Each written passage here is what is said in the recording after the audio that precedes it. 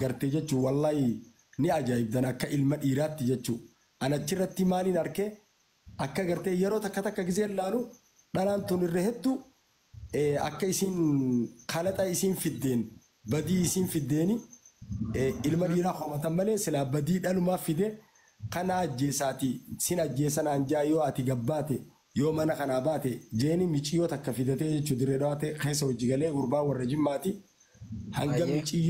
hanga miciyoo manguddummaadhaan jidduun muxxuq taanee poolisaa fi waa hundaan muxxuq taanee na ajjeesaa osoo jettuun miciyoo ajjeese ajaa'iba sittaati. Hayyee dhaggeeffadhu amma Khadiir asirratti aan siifin himaa deebisa kubsaa. Naafaan murine tana fixadheetiin si dhaggeeffadhu. Hayyee.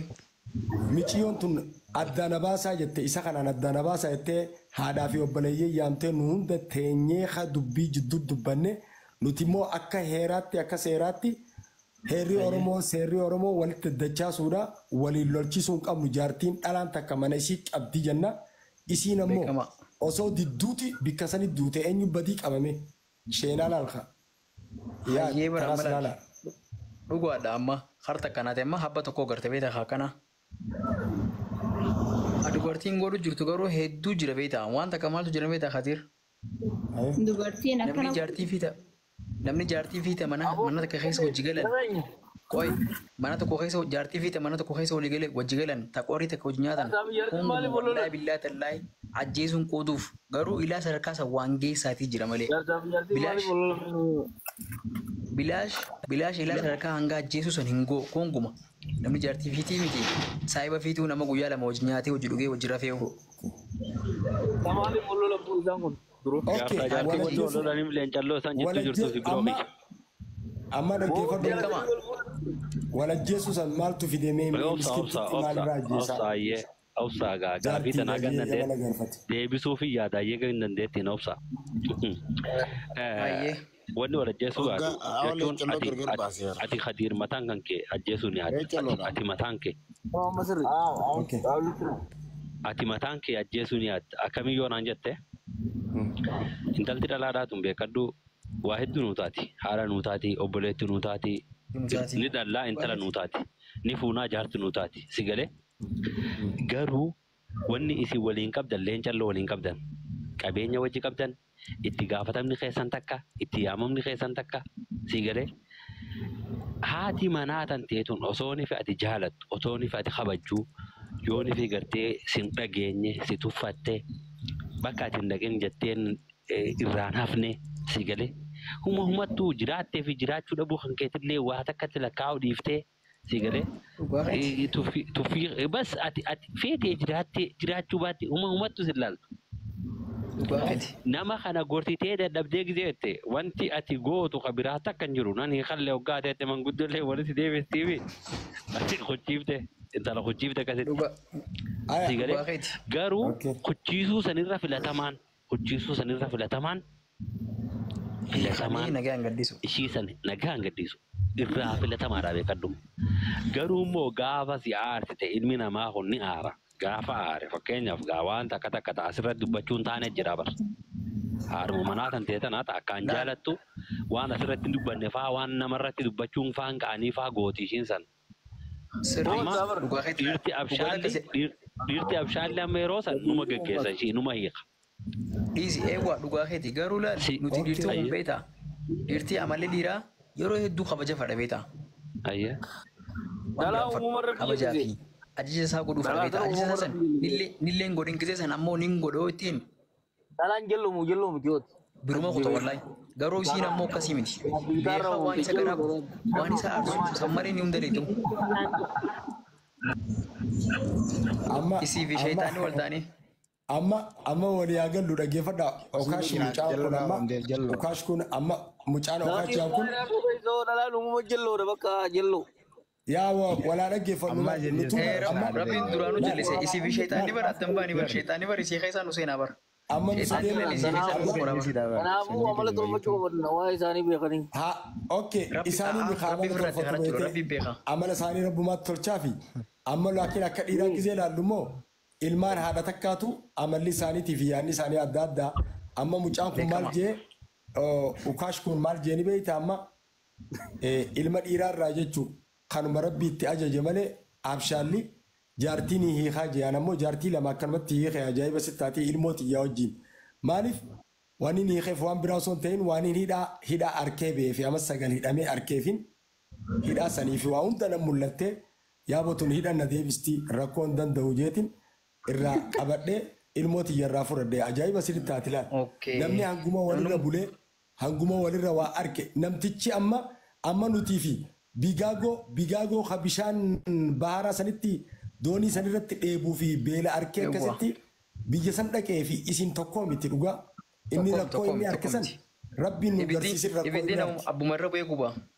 Wallahi saniifin anamma dhalaa babbareedduu jettu yoo bilbilaan arkee fi tiiktoka kanarraa taniin mana dhaqee bira wajji qamoo tanii wajjin asiin baasa jiru gana wallahi ifirra dabarseetiin namaa dabarsuu jira nama waa qabuu fi kan nu jira babbareedduu anguyyaan kiyya ganaadha jee ajaa'ibaati.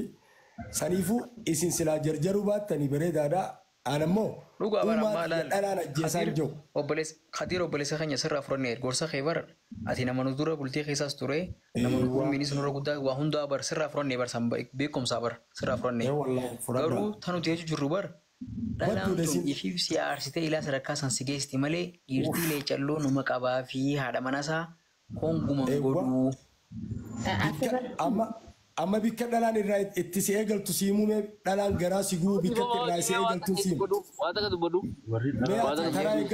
Taraa eeggaddu mee ati taraa sadaffaa eeggaddu ati ammas hin dhageenye ilaan maati taraa sadaffaa yoo obsite malee obsi kaa dura yoo obsite malee akkam seetanii. Khadiir irraa baasi jabduutti jiraan san irraa baasi mee Khadiir irraa baasi. Hai, walquba qabaachuu irraa baasi leenca. Amma kirinje dhalaa namummaan dhiira beeku lafa tanarra hin jiru boo namicha kana wajjin mana galti maaliif on asa nama dubbata akkamittiin dubbadda yaaqi namatti hin dubbaddu mee asiidii see dubbaddu Khadiir irraa dhabbaddu ati firraa baasu amma leencoodhaa taranyaan takatira nama kirinje dhaga'uutti jirtu akkininje akkinan jechu jiru kuni hijaaba dhiiraa namni beeku dhalaadhaan jewoo namichi kun akkuma keessa jira akkamitti hin jirre namni dhugaadhaan beeku dhala. Isii olitti namni si beeku numa hin jirre isii si hojii bulteessan jechuudha. Isii jaartii ta'e taasisan. Kanaaf mataa kanarratti kubbaa si taphatti istaadiyooma si godhattee sammuu xiqqoo ati ilaaltee gartuu sanarratti istaadiyooma si godhattee kubbaa sirratti taphatti. Leencoo dubbiin teeti amma seenaa takkaan siif hima waan hin dhageenye manguddoo irraa. Dhugamoo dhugaame. Isiin tokko qeerroo hin beektu. Teetuma tana irratti idoo deema bar teetuma tana irratti idoo deema laa waan manguddoo irraa dhageessiif hin hima. Fakkaatti oofu. Manguddoo irraa akkamni beektaa haadha manaatii fi abbaa manaa wajji jiraatan beektaa. Haati manaa tun qoonqoo godhu jirti beektaa osoo nyaata godhu jirtuusi beekaa shiituma sii gama udusii kana kanattiif qabattee itti maamtiin godhu jirti beektaa. Allah kubar udusiif tuutee qoonqoo nu godhu jirti ani qoonqoo sii tana nyaadhuu jee abbaan manaa. Jite. Ganaa deebitee sii maal jetteen sii miti zariif zarmaata keetiin nyaachisaa jetteen. Nyaachistuu jeen mee akkami nyaachistaa mi jennaan ganaa rabshaatti godhanii wal lolanii gosa isaatti yaamte. Gurbaan gaafa ayyaan qaba kunoo kana naan jira naa qaba jetteen. Tuumanii hidhanii isii dura kaanii isiin qoonqoo gootee gosa isaa san hunda qoonqoo san nyaachiste beektaa. Beekaa kan inni hidhaa jiru akkana ammas iftukutti beekaa akkana gootee qoonqoo nyaachistee fixxee. San booda bu'aan rabbi sodaadhaan fayyaan qabanarraa eegaa isii mootiidhaa jeeni akkas gurbaan maraata jedhanii duraan gosti itee hundinuu fayyeeqee. Kanaafuu malalala abbaan fadhe hin danda'u. Hin danda'u dhugaa. Amma bar. Amma mee leencoo an dubbaddu amma si dhaggeeffadhe. Ayyee. Dubaru Khadiira namaa Angiliin dhaabuu wanni ati jette sirriidha dhugaa amma dhalaan bikka itti ibidda si qabsiiftee manaa si aarsu eegaltuun maali ni beektaa? Yeruma ati jirtu obboleettii teetirraa eegalti obboleettii teetan dhaabbadhu jettuun tabikka gaarii jaalattuun irraa eegalti laal obboleettii irraa teessuma taatuuf gizee dhaltees ilmoo teetirraa gizee fuutees jaartii teetirraa si dhufti. Xaaxaan bargana dhufnaa barganaa xaaxaa itti dhuftanii hanga umriin deemtan xaaxaa ittuma dhuftan ajaa'iba. Saniifi ati dhalaan bikka takka gizee ilaaltu jechuun dhalaan tun sossobaa fi eegas jaalattee dhufte irrumaa dhadhaluu waan jaansanii jira dafii irraa dhadhalii jilba cabsii lafa kaayi eega dhadhaltee irraa cabsite booda immoo obsii deemii jira abbaan kiyya maal jechuu ture addunyaa nuu reebee hin qabu amma immoo qabeenya nuu kaa'e obsiituma hojii jiraadhu jaartii ta'e eega irraa dhadhalte ilmaan keetii jecha obsii abbaa kiyya je rabbi rahmataa godhuuf amma diidam gee eega du'e obsiituma deemii abbaa kiyya. Akkasii abbaa keenyaa fi laal dhageessii fi dhima. Hailaa maal seetanii beektaa? Hailaa takka qabattee ati bultee keessa hojii jiraachuudhaaf isiisan konkuma inuma shakkin takka shakkitee eenyu si bilbilee eessatti deemtaa maal deemtaa niin to'adhan jeen niin to'adhannaan sheexaanni isii fi sheexaanni wal ta'anii sitti taphatan hangaatiif guddoo takka si geessan. Ammas tabiraa leencoon dhaggeeffadhu ammas tabiraa dalagaa isii baasuu qabda akkamitti dalagaa isii baastanii beektaa?